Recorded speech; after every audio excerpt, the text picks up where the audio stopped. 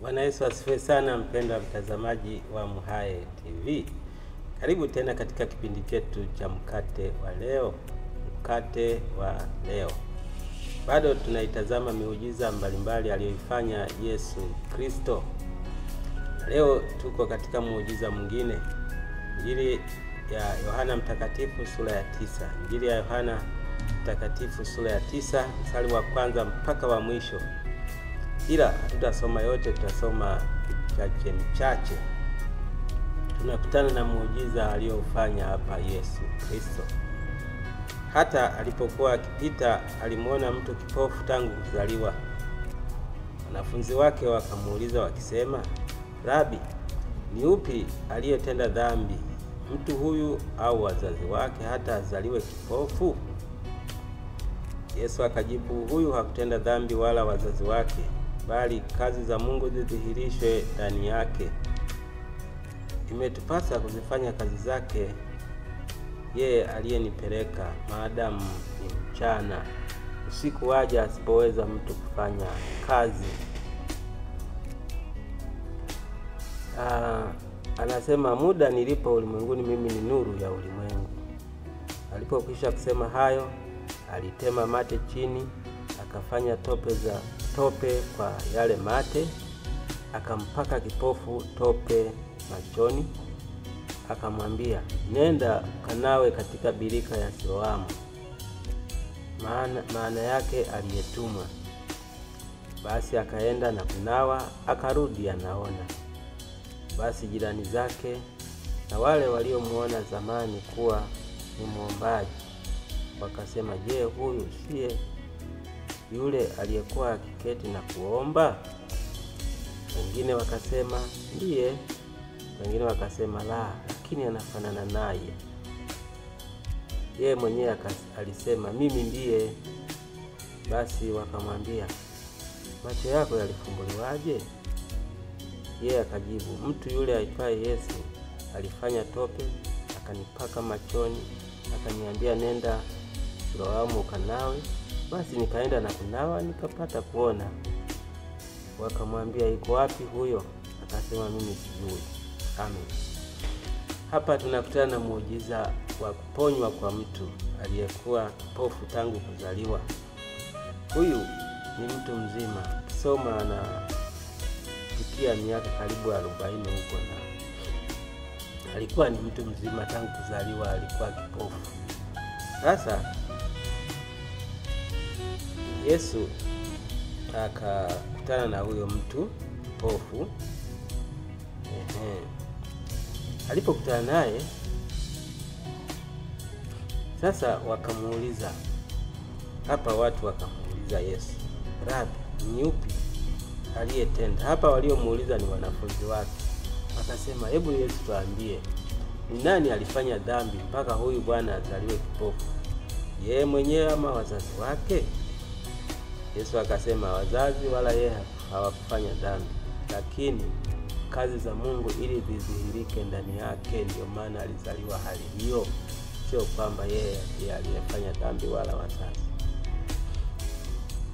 Basi Yesu aliposema nao akasema, "Mimi ni nuru ya ulimwengu. Nilipo muda wote mimi ni nuru ya ulimwengu." Sasa Biblia inasema akatema mate, akatengeneza matope kidogo kwa kutumia yale mate, akampaka kwenye macho yake yule kipofu. Basi akamwambia, "Nenda kwenye bwawa la Siloamu ukanawe." Akaenda. Birika ni maana ya birika ni bwawa. Anasema birika la Siloamu, yani bwawa la Siloamu. "Nenda ukanawe." Akaenda akanawa. Aliponawa akarudi, akaanza kuona, akarudi anaona.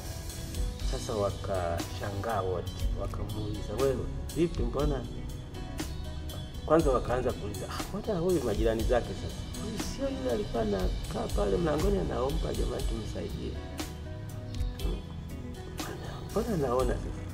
Wengine wanasema ndiye, wengine wanasema sio huyu, ni anafanana naye. Basi watu wanashangaa hivyo, yeye mwenyewe akasema, "Mimi ndiye, ni mimi nilikuwa naomba." Wakamuuliza, "Sasa umepataje kuona?" Akasema, "Yesu alitengeneza tope akanipaka kwenye macho, akasema kanawe, nikaenda kunawa nikapona." Wakasema alikwambia sijui, naona ametoka hapa lakini ni Yesu ndiye aliyeniambia nenda nawe na mimi nimepona. Sasa ukiendelea kusoma huko utakuta kulikuwa na maswali mengi mbalimbali. Wakaitwa na wazazi wake. Kwanza watu wakampeleka kwa Mafarisayo. Mafarisayo hawakuamini, wakasema, wakaitwa wazazi wake. Wazazi wake wakaulizwa, huyu mtoto wenu? Akasema, tunajua huyu mtoto wetu, lakini jinsi anavyoona hatujui, kwa kuwa ni mtu mzima, muulizeni yeye.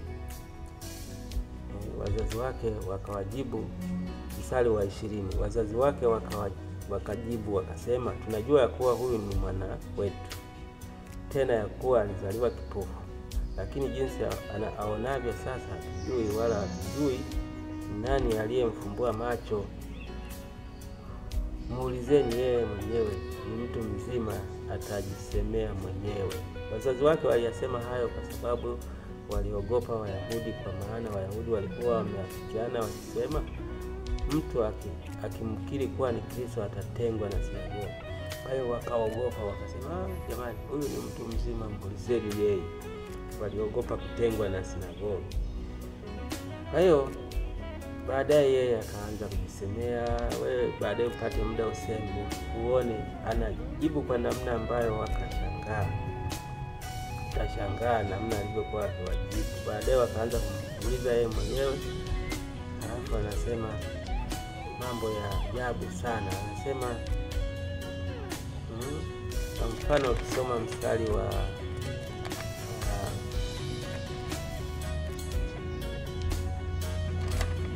mstari wa 39, Yesu akasema, mimi nimekuja ulimwenguni. Hapana, tusome mstari wa 40. Baadhi ya Wafarisayo waliokuwapo pamoja naye wakasikia hayo, wakamwambia, je, sisi nasi vipofu? Yesu akawaambia, kama.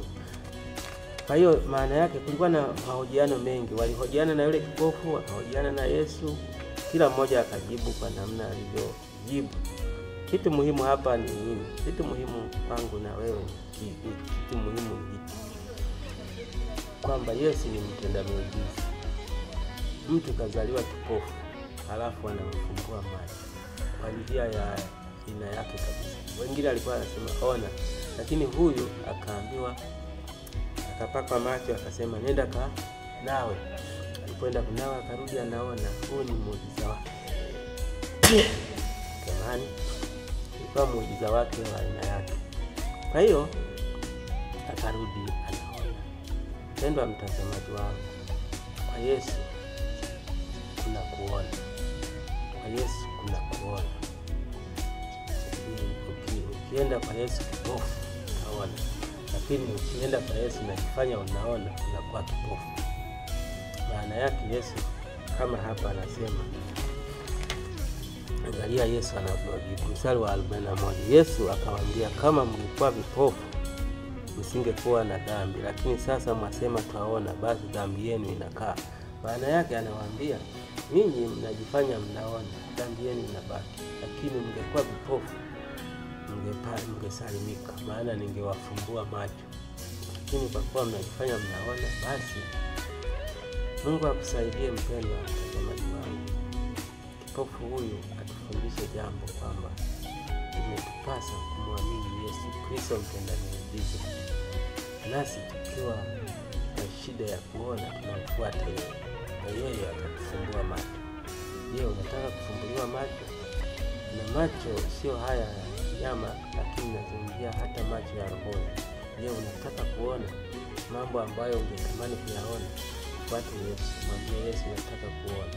Yesu atakufumbua macho na wewe utaona mambo mageni, mambo ya kushangaza.